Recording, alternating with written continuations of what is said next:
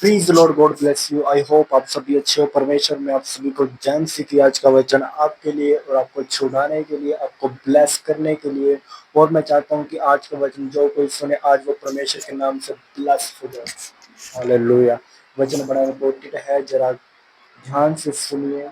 आप कहीं ना कहीं इस वचन से जरूर गुजरे होंगे, इस परेशानी से, इस संकट से आप जरूर गुजरे होंगे। तो आज वचन को सुनिए, आज आप छुटकारा आज आपके नाम है।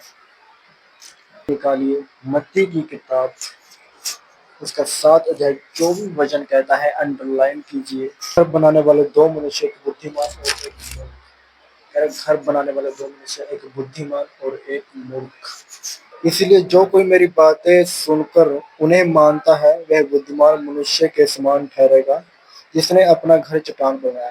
तो परमेश्वर के जो उनकी बातें सुनकर उन्हें मानता है, जो हमें बातें कैसे सिखाता है एक वचन के अनुसार, वो हमें चलना सिखाता है। अगर उनको मानकर वो चलता है तो बुद्धिमान मनुष्य के समान ठहरेगा जिसने अपना घर चट्टान पर बनाया। चट्टान यानी चट्टान। आगे आपको एक्सप्लेन करता हूँ। आगे लिखा है, और मैं बरसा और बाढ़ आई और आंधियां चली और उस घर से टकराई, फिर भी वह नहीं गिरा क्योंकि उसने अपनी नींव चट्टान पर डाली थी। हालेलुया।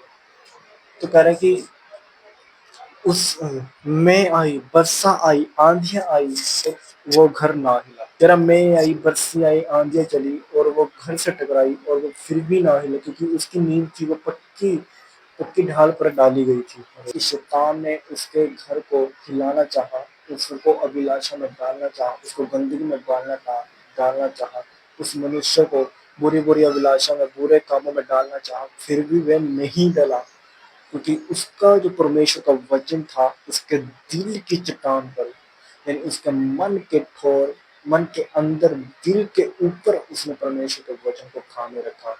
शैतान ने उसको गिराना चाहा लेकिन वो नहीं गिरा। हालेलुया। आगे लिखा है कि जो कोई मनुष्य मेरी बातें सुनकर उन्हें नहीं मानता, तो उसने जो कोई मनुष्य मेरी बातें सुनकर उनको नहीं मानता, तो उस मनुष्य ने अपनी नींव बालू पर डाली। जब आंधी आई, तूफान आया और वह घर बह गया। हालेलुया।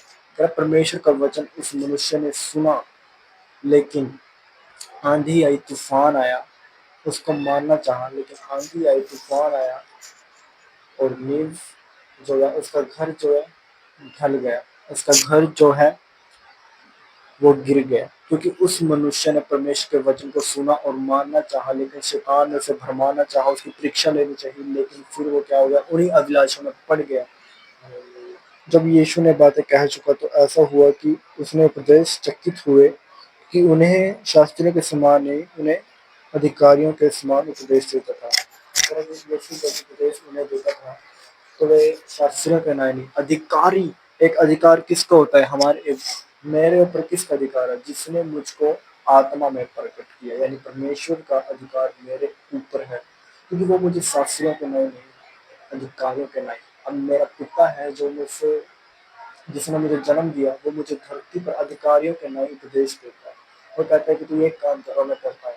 अगर वो ऐसा करता है कि तूने काम करना है और तू ये काम कर, मैं बहुत फर्क है। हमारा पिता जो है हमें कहता है, अधिकारियों के नए उपदेश देता है और वो उससे बहुत ज्यादा चकित होते थे। और मैं चाहता हूँ कि आप इस वचन को ज्यादा से ज्यादा शेयर कीजिए। परमेश्वर आप सभी को ब्लेस करे। God bless you. वचन को ज्यादा से ज्यादा शेयर करें। हमें गॉड ब्लेस।